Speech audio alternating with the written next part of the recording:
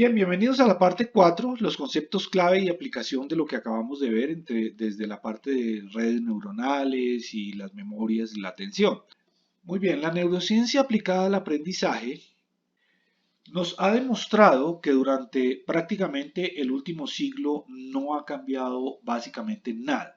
Cuando en la educación nos enfocamos en los maestros, en trabajar con ustedes los maestros, nos enfocamos en lo que el maestro debe hacer desde él y muy poco desde lo que sucede en la mente del participante.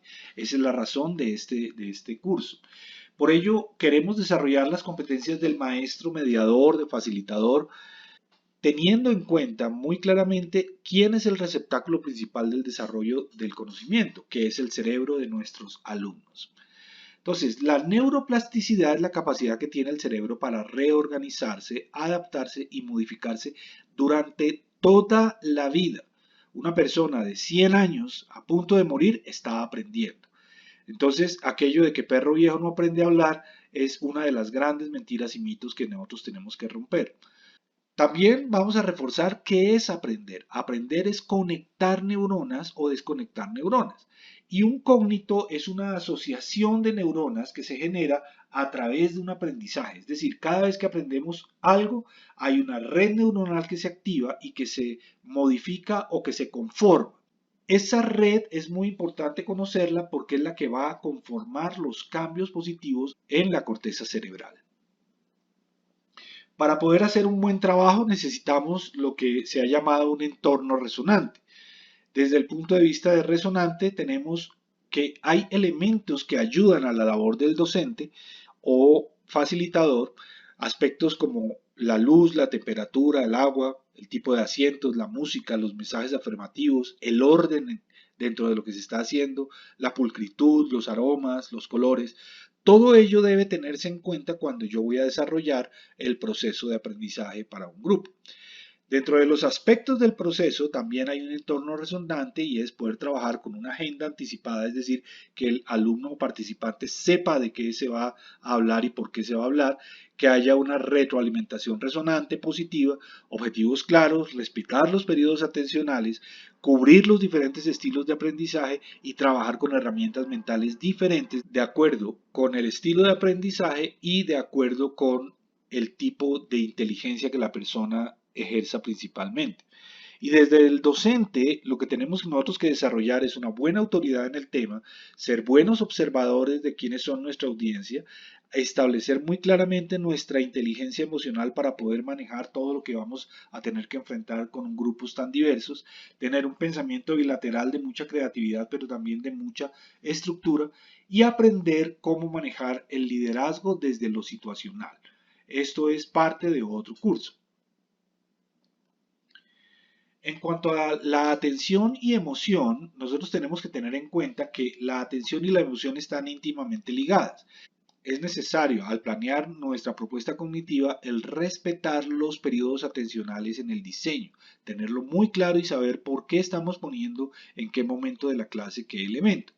Pero también es muy importante mantener la atención positiva. La atención puede mantenerse de manera negativa, pero cerrará las puertas desde la amígdala y desde allí va a ser difícil que una persona que tenga una mala experiencia en un aprendizaje determinado después cambie o modifique esa actitud. También es muy importante entender que en el proceso con los alumnos llevamos tres elementos en el proceso de la andragogía y los pasos que damos esencialmente son concientizar, conceptualizar y contextualizar. Elementos que hemos visto en otros videos, pero que aquí se hacen muy claros y patentes a partir del neuroaprendizaje. Ahora, la epigenética debe hablarnos de la responsabilidad ética que tenemos nosotros para con nuestros participantes o alumnos. Es muy importante entender que la epigenética es la interacción del ambiente con principios y valores y el ADN. Nosotros somos el ambiente, nosotros somos los que estamos en capacidad de entrar a estimular y a modificar ese ADN. La pregunta es, ¿lo estamos haciendo para una transformación positiva o no? Una de las cosas más importantes cuando trabajamos desde Hagai es entender que la gente está con nosotros para estudiar, pero que no podemos comportarnos como cualquier institución que educa. Las personas cuando estudian tienen dos objetivos básicos.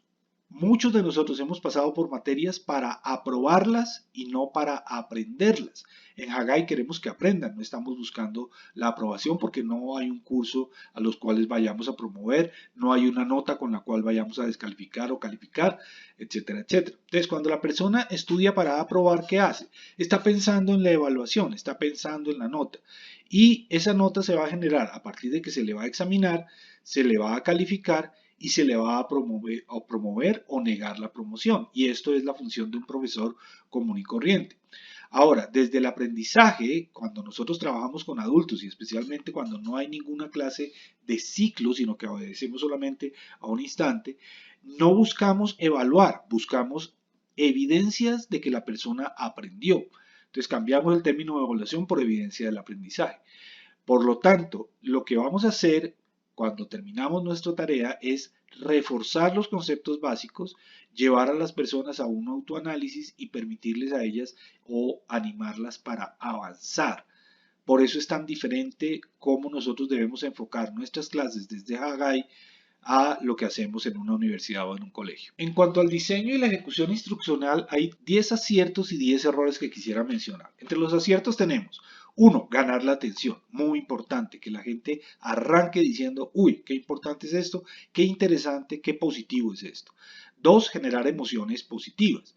3. Utilizar mapas mentales que le permite a la persona estructurar la información que va a recibir y construirla o reconstruirla en varias ocasiones para que la pueda fijar. 4. Es sorprender. Si venimos sobre temas o con el mismo tipo de chistes todas las veces, realmente no vamos a generar emociones de sorpresa. 5. Hacer que esto sea relevante y útil, muy importante. Si la persona no sabe, especialmente el adulto, para qué le va a servir, no le va a prestar atención. También debemos involucrar el juego y el cuerpo. Es muy importante involucrar juego y cuerpo en la medida en que podamos dentro del aprendizaje. Vamos a tener que trabajar con información ipsus, es decir, que la información sea impactante, paqueteada, significativa y usable o utilizable. También es importante que las personas se mantengan en un buen nivel de alimentación e hidratación y el ambiente debe ser resonante. Por último, debemos tener tiempo suficiente especialmente para conceptos complejos. Por eso es importante apoyar el desarrollo de una clase a la otra cuando necesitamos conceptos complejos como en el caso que nos atañe. Entre los errores, el enfocarse en cubrir el tema versus el aprendizaje, es decir, es más importante ver la materia que asegurarse que las personas aprenden. Tenemos que tener un equilibrio, pero desde el punto de vista educacional es más importante que la persona aprenda a que el tema sea cubierto. Ello nos lleva a tener prisa por fijar conceptos. Los conceptos se fijan a una velocidad que no está determinada por el maestro ni su técnica, está determinada mucho por el interés del aprendiz o del participante. Tercero, los errores desestimulantes son terribles, son veneno para el aprendizaje. Cuarto, competir con los distractores. Yo no debo enfocarme en competir con los distractores. Tengo que ser yo el distractor principal, yo el que capta la atención. No permitir a la gente acceder a la información. Es una torpeza enorme que cometemos la mayoría de los facilitadores, profesores y maestros. La información ya está disponible para la gente en internet, en los libros, en las películas. Tenemos que permitirles que ellos accedan rápidamente a lo que necesitan y proporcionarles tanta información como ellos deseen. Hacer que trabajen solos. Cuando una persona trabaja solo y no entiende el tema, refuerza el que eso es una tortura. Por eso es muy importante que los trabajos, especialmente al principio, cuando los conceptos se van estructurando, deben hacerse en grupo. Lo séptimo es dejar trabajo autónomo excesivo. El exceso de trabajo hace que la gente se canse. Octavo, un ambiente atenuante, es decir, cuando tenemos una clase sosa, con elementos quietos, cuando bajo las luces, cuando cierro las ventanas, cuando sube la temperatura. Ese ambiente atenuante es un error grave no enfrentar. La otra parte es que la información sea lo contrario del ipsus, es decir, que sea aburrida, fragmentada, desconectada e inútil. Así a mí me parezca algo muy interesante, si yo no le veo la utilidad para los alumnos, es mejor no dársela. Y por último, calificar o descalificar, porque la gente va a entender que lo que está haciendo es preparándose para un examen y no aprendiendo para la vida. Aquí tienen estos 10 aciertos y 10 errores para que revisen sus planes de materia.